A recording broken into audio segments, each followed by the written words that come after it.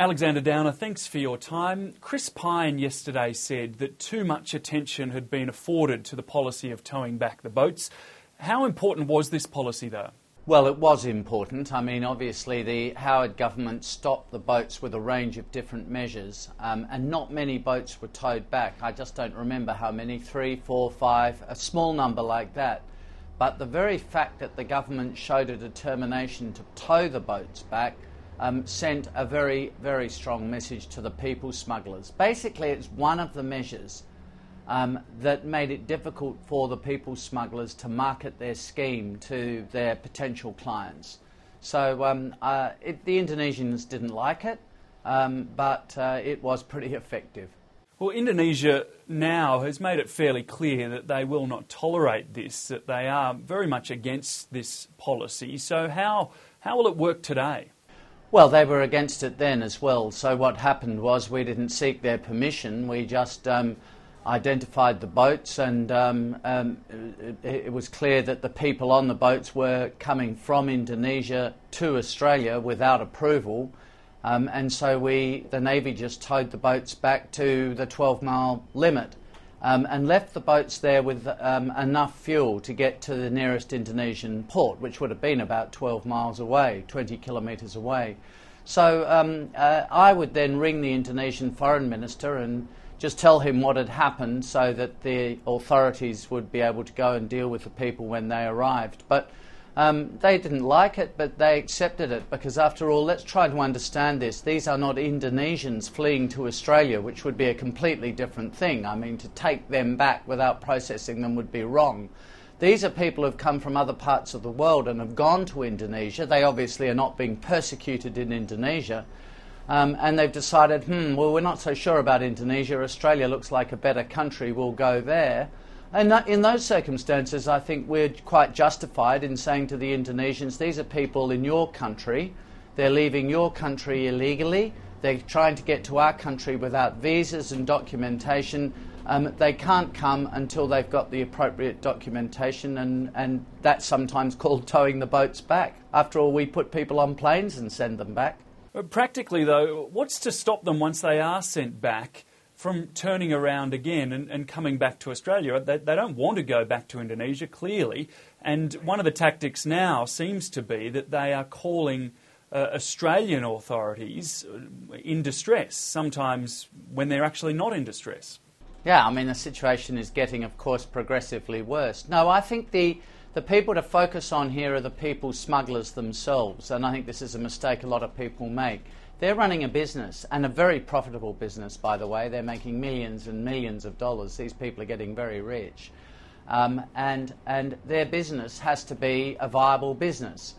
If you tow a boat back, then all the people who have paid $10,000, $14,000, $15,000 to go on that boat aren't going to be too happy, are going to go back to the people smugglers and tell them what's happened. But more than that, they're going to tell other people who are prospective clients of the people smugglers. So this is not enough on its own. But to have, and sometimes you can't tow the boats back. They might sink the boat deliberately. That's clearly happened.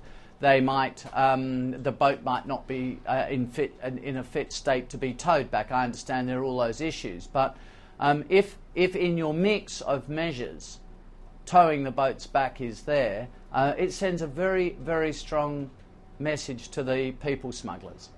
Well, as you mentioned there, the boats sometimes are sabotaged, set on fire, or have the so-called plug pulled out so that they're sent down into the ocean. Doesn't this policy, as Chris Barry suggested this morning, encourage that sort of desperation from the asylum seekers? Well, it might in one particular case occur, and it has occurred. There's no question of that. But this is an argument for, well, let's not do anything because everything we do is apparently unacceptable. Look, the onus of this issue falls partly on Australia, but it doesn't exclusively fall on Australia. These are not people fleeing Indonesia. These are people fleeing from Afghanistan or wherever, a lot of them from Afghanistan. Indonesia is a place where they've already found sanctuary. Frankly, for them then to decide they prefer Australia and try to get to Australia illegally, and present themselves as refugees fleeing torture and persecution is just a little exaggerated, because they're fleeing Indonesia, in fact, and Indonesia should take responsibility for people who leave Indonesia to come to our country. If you go and check in on a Qantas flight from Jakarta to Australia, you're asked to show your passport at the check-in, and if your documentation isn't right, well then you won't be taken, and you won't be allowed to leave Indonesia till your documentation is right. These people are not leaving Indonesia legally, and these people need to be dealt with by the Indonesian authorities. They need to accept some responsibility for them. After all, they have managed to get into Indonesia in the first place. In the name of bipartisanship, should the coalition join the multi-party talks, as they're known?